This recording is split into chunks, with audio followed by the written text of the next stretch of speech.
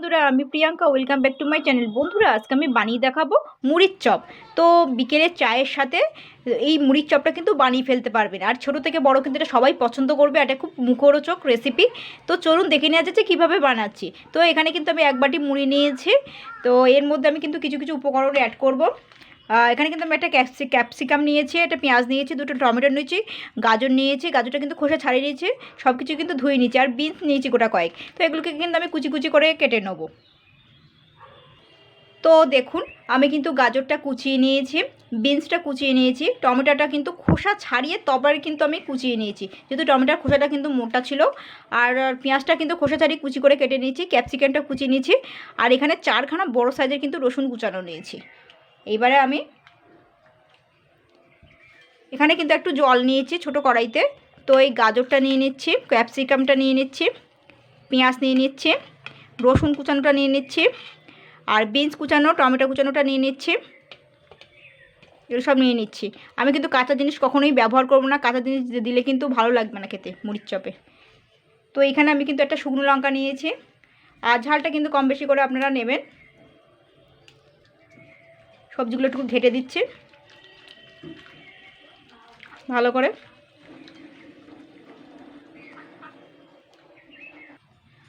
তো এখানে কিন্তু আমি সামান্য নুন আর চিনিটা দিচ্ছি স্বাদ মতন, বেশি হয়ে গেলে কিন্তু ভালো লাগবে না নুন চিনিটা। তো আমি উনুনে বসিয়ে দিয়েছি, এখানে কিন্তু আমি 2 চামচ মতো রিফাইন্ড অয়েল তেল দেবো।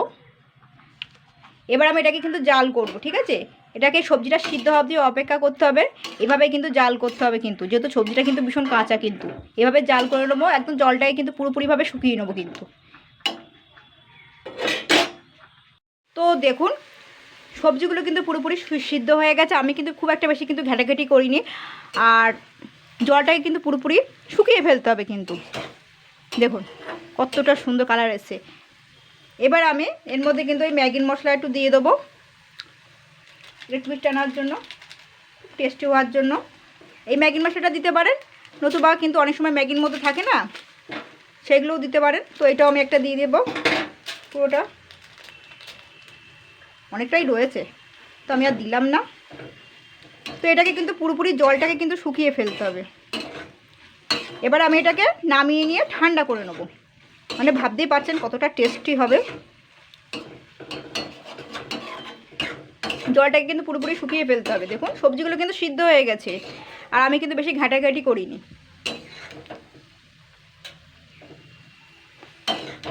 তো দেখুন, এখানে আমি একটা মিক্সি নিয়েছি, মিক্সিতে কিন্তু আমি 1 বাটি মুড়িটা ঢেলে দিচ্ছি এবারে। তো দেখুন, আমি কিন্তু এটা মোটামুটি দরদরা মতন একটুখানি গুঁড়ো করে নিয়েছি, যে পুরো মিহি করিনি কিন্তু, ঠিক আছে। দেখুন এই যে। তো দেখুন, যে সবজিটা সিদ্ধ করেছি জলটা কিন্তু টেনে গেছে কিন্তু পুরোপুরি। এবার আমি এই গুঁড়ো করার মুড়িটা আমি দিয়ে দিচ্ছি এর মধ্যে।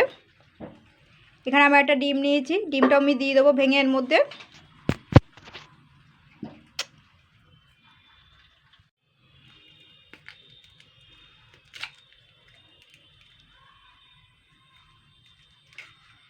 এবার আমি এর মধ্যে একটুখানি আমচুর পাউডার দিয়ে দেবো।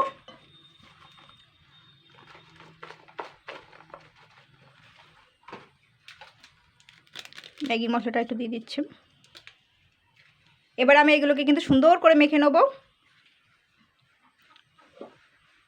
সবজিটাকে একটু ভালো করে ঠান্ডা করে নেবেন, তারপরে কিন্তু দেবেন, ঠিক আছে। ডিম আর হচ্ছে এগুলো যা যা নিয়েছি মুড়ি টুড়িগুলো সব কিন্তু ভালো করে কিন্তু মেখে নেব। খেতে কিন্তু দারুণ লাগবে, বুঝতেই পারছেন।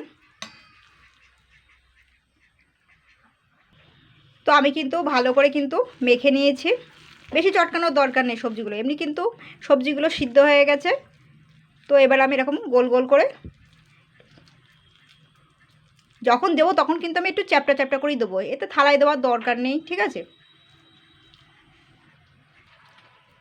এইভাবে আমি আপাতত গোল গোল করে রাখছি, চ্যাপটা না করার দরকার নেই। একটু বড় সাইজের করতে পারেন, ছোট সাইজের করতে পারেন। এই ভালো করে গোলটাকে করে নেবেন, পরে একটু চেপটে দেবেন। 4টে মতন হবে ওখানে। তো দেখুন কড়াইতে কিন্তু রিফাইন তেল দিয়েছি, তেলটা কিন্তু গরম হয়ে গেছে। এবার আমি দেখুন এগুলোকে আমি হাতে তালুর সাহায্যে কিন্তু একটু চ্যাপটা চ্যাপটা করে নিয়েছি। এবার আমি কিন্তু এতে দিয়ে দেবো, তেলটা কিন্তু একটু গরম করে নিতে হবে।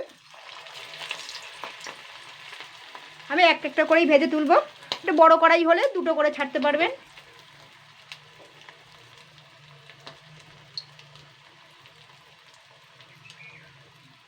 যেহেতু সবজিগুলোই কিন্তু সেদ্ধ করা রয়েছে,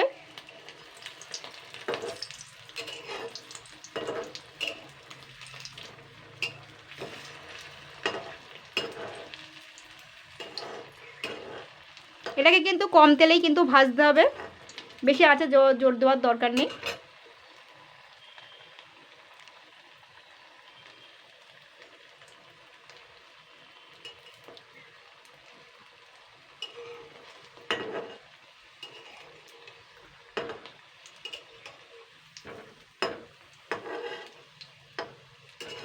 তো এটা কিন্তু ভাজা হয়ে গেছে, এবার আমি তুলে নেবো। এইভাবেই কিন্তু আমি আরও 3টে ভেজে নেবো যা যা আর কি আছে। তো দেখুন এই ছিল এক বাটি মুড়ি দিয়ে মুড়ির চপ। তো বিকালে কিন্তু চায়ের সঙ্গে কিন্তু পুরো জমে যাবে। তো এইভাবে ট্রাই করবে।